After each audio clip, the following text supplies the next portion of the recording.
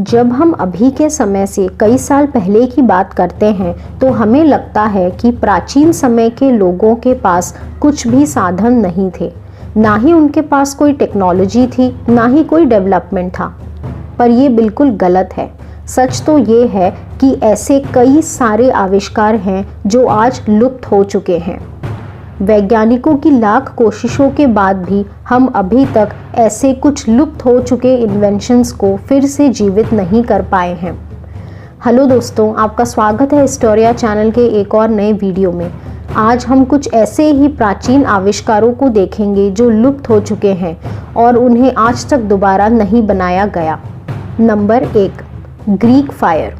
Byzantine Empire, जिसे eastern European empire भी कहा जाता है, 672 में यहाँ पर उपज हुई ग्रीक फायर की। ग्रीक फायर एक आग उगलने वाले गोले की तरह था। ग्रीक फायर को हथगोले की तरह इस्तेमाल किया जाता था दुश्मनों की शिप्स पर फेंके जाने के लिए। इसमें सल्फर, पेट्रोलियम और बेट्यूमिन जैसे केमिकल्स का प्रयोग किया जाता था। और ग्रीक फायर की खास बात ये थी कि यह पानी पर भी आग लगा देता था। ग्रीक फायर पर जितना पानी डाला जाए ये उतना ही बढ़ जाता था। इसका फॉर्मूला सिर्फ स्पेशल मिलिट्री मेंबर्स को ही पता था, इसीलिए जब बाइजेंटीन एम्पायर का पतन हुआ तब ये टेक्नोलॉजी गायब हो गई। नंबर 2, बिना टूटने वाला विट्रम फ्लेक्सील या अनब्रेकेबल ग्लास। कांच ऐसी चीज़ है जिसके आर पार हम लोग आसानी से देख सकते हैं, पर यह जल्दी से टूट भी जाता है। ऐसा कहा जाता है कि सेकेंड रोमन एम्परर टिब्रिस के दरबार में एक आदमी आया और उसने एक कांच का प्याला एम्परर को दिखाया। उसने जब उस कांच के प्याले को जोर से ज़मीन पर फेंका तब वह प्याला नहीं टूटा। रोमन एम्परर बहुत ही आश्चर्यचकित हुआ। वही था अनब्रेकेबल ग्लास। राजा के पूछने पर उस आदमी ने बताया कि इसे बनाने की विधि पूरी दुनिया में सिर्फ वही जानता है। एम्परर ने उस आदमी को मरवा दिया। एम्परर को ये डर था कि वह सोने और चांदी की जगह ले लेगा। उस आदमी के मरते ही इस फ्लेक्सिबल कांच को बनाने का तरीका भी लुप्त हो गया।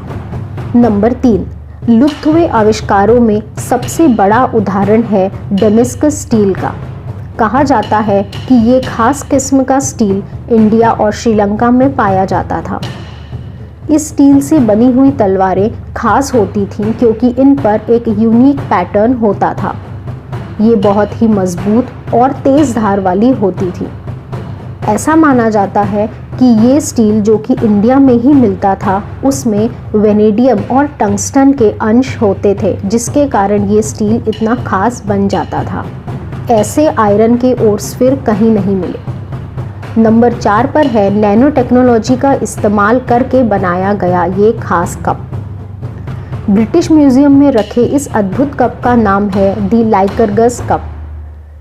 इस कप की खासियत ये है कि अगर इस पर आगे से रोशनी डाली जाए तो यह ग्रीन दिखाई देता है और अगर पीछे से रोशनी डाली जाए तो लाल दिखाई देता है।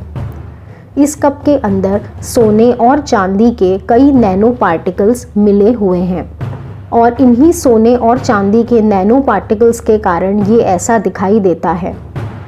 कुछ हिस्टोरियंस का ये भी मानना है कि रोमन एम्पायर में बनाया हुआ ये कप गलती से बन गया था।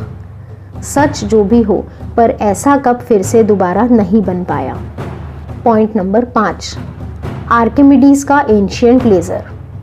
आर्किमिडीज इटली में पैदा हुए। हम सब जानते हैं कि ये कितने महान मैथमेटिशियन, फिजिसिस्ट, इंजीनियर, एस्ट्रोनॉमर और इन्वेंटर थे। इन्होंने काफ़ी सारी वॉर मशीन्स डिज़ाइन करी ताकि ये अपनी कंट्री को रोमन अटैक से बचा सके। ऐसी ही एक मशीन थी एंशिएंट लेज़र। इन्होंने बहुत सारी मिरर्स की मदद से सूरज के किरणों को एक जगह फोकस कर दुश्मनों की नाव को जला दिया था। इसे ही कहा गया एंशिएंट लेज़र। अलग अलग लेंसेज का इस्तेमाल करके आज के साइंटिस्ट ने ये करने की कोशिश करी, पर वे इसमें संभव नहीं हुए। पॉइंट नंबर 6, आज दुनिया की सबसे बड़ी कंस्ट्रक्शन कंपनीज भी इस रहस्य को डिकोड नहीं कर पाई कि कैसे इजिप्ट के इतने बड़े बड़े पिरामिड बन गए, और वो भी सिर्फ इंसानों की मदद से। क्या थी वो टेक्नोलॉजी जिससे इतने ऊंचाई पर बड़े बड़े पत्थरों को ले जा पाना संभव हुआ, और कैसे ड्रिल मशीन ना होने के बावजूद भी कठोर पत्थरों को इतना एक तरीके से काटा गया। पिरामिड के कुछ पत्थरों पर धारदार औजारों से बने हुए निशान हैं, जिससे मालूम होता है कि ये किसी ड्रिल मशीन से बनाए गए हैं। पर ऐसी किसी भी ड्रिल या मशीन का उल्लेख इतिहास में क्यों नहीं है? क्या ये स्टोन कटिंग की टेक्नोलॉजी भी अब लुप्त हो चुकी है? पॉइंट नंबर 7, आर्किटेक्चर से चलते हैं मेडिकल इन्वेंशंस की ओर। इटली के नेपल्स शहर में ये 2 एनाटॉमिकल मॉडल्स रखे हुए हैं। इन मॉडल्स की ये खास बात है कि इनका सर्कुलेटरी सिस्टम अभी भी प्रिजर्व्ड है।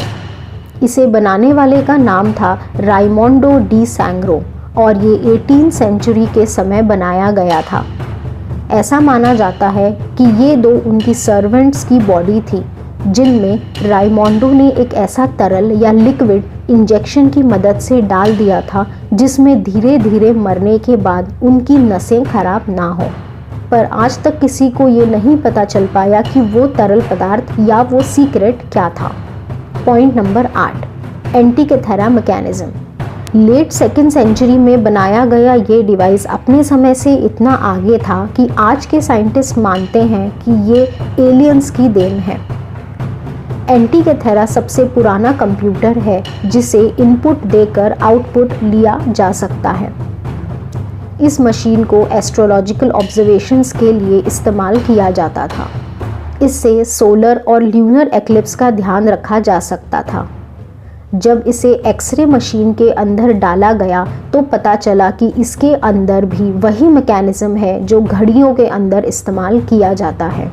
ये इस मशीन के अंदर के लॉजिक गेट्स और मैकेनिज्म का एक डायग्राम है।